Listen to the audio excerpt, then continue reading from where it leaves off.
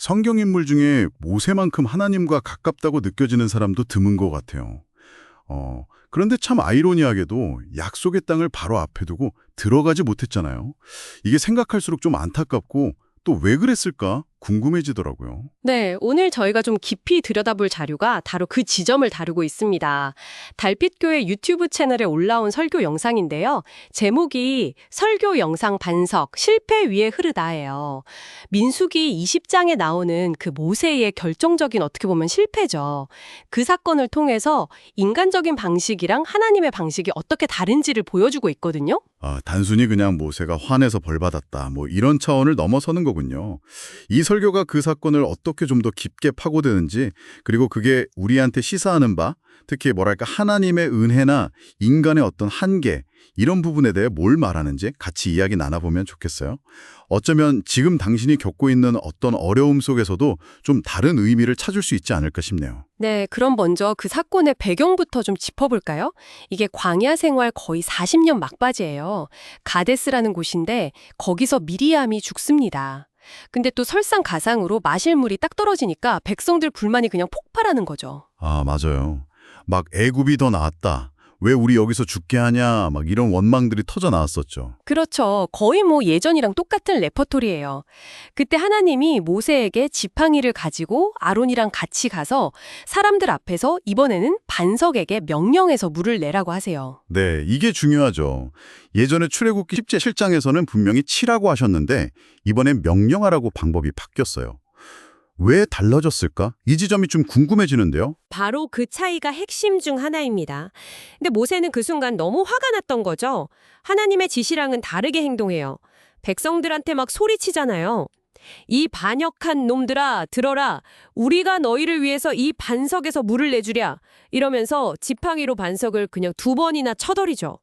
물론 물은 막 쏟아져 나왔어요. 와, 근데 그 결과가 너무 컸어요. 하나님이 바로 말씀하시잖아요. 너희가 나를 믿지 않았고 사람들 앞에서 내 거룩함을 드러내지 않았기 때문에 약속의 땅에는 못 들어간다.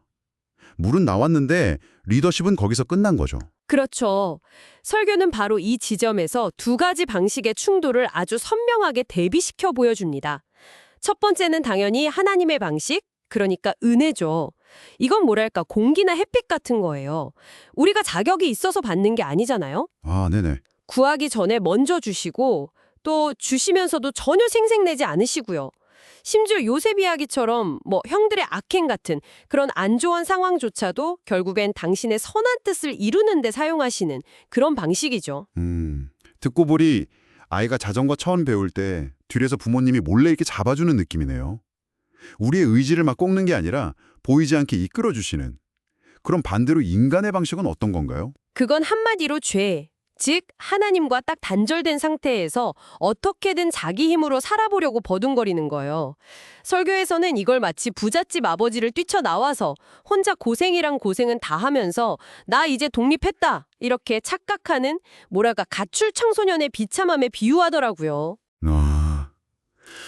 그 비유가 확 와닿네요. 그러고 보면 광야 40년 전체가 어쩌면 그 인간 방식의 한계, 그 허무함을 너무나 적나라하게 보여주는 무대였을 수도 있겠어요. 아무리 기적을 보고 후련을 받아도 결국은 그 이전 세대랑 똑같이 불평하고 또 넘어지고 이게 단순 교육의 문제가 아니라는 거군요. 맞습니다.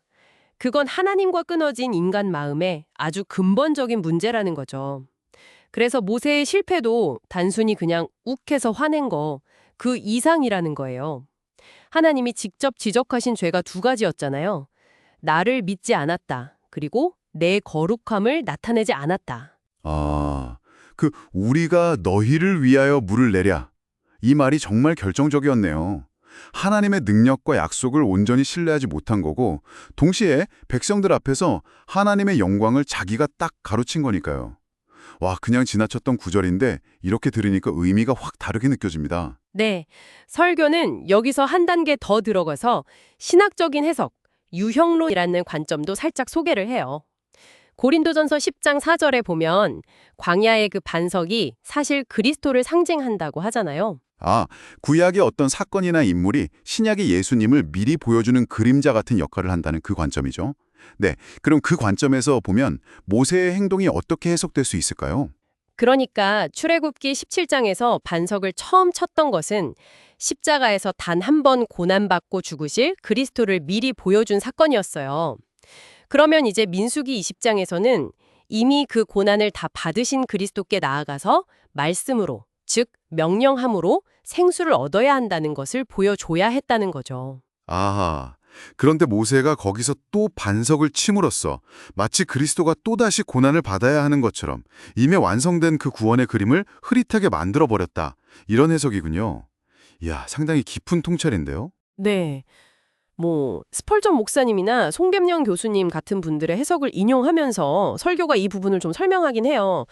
근데 이런 신학적 해석에 동의하든 안 하든 간에요. 설교가 진짜 붙잡고 가는 핵심 메시지는 사실 따로 있어요. 그게 뭘까요? 그건 바로 백성들은 계속 반역하고 지도자 모세마저도 결정적으로 실패했는데도 그럼에도 불구하고 결국 그 반석에서는 물이 흘러나왔다는 사실이에요. 이게 진짜 놀라운 지점이죠. 와, 정말 역설적이네요. 인간은 계속 실패하는데 하나님의 생명 공급은 멈추진 않았다는 거잖아요. 아, 여기서 실패하지 말자는 교훈을 넘어서는 뭔가가 있네요, 진짜. 그렇습니다. 이 사건은 우리의 어떤 순정이나 노력, 심지어 우리의 실패와도 상관없이 하나님의 은혜와 생명 주심은 오직 그분의 신실하심, 그분의 주권에 달려있다는 걸 너무나 분명하게 보여주는 거죠.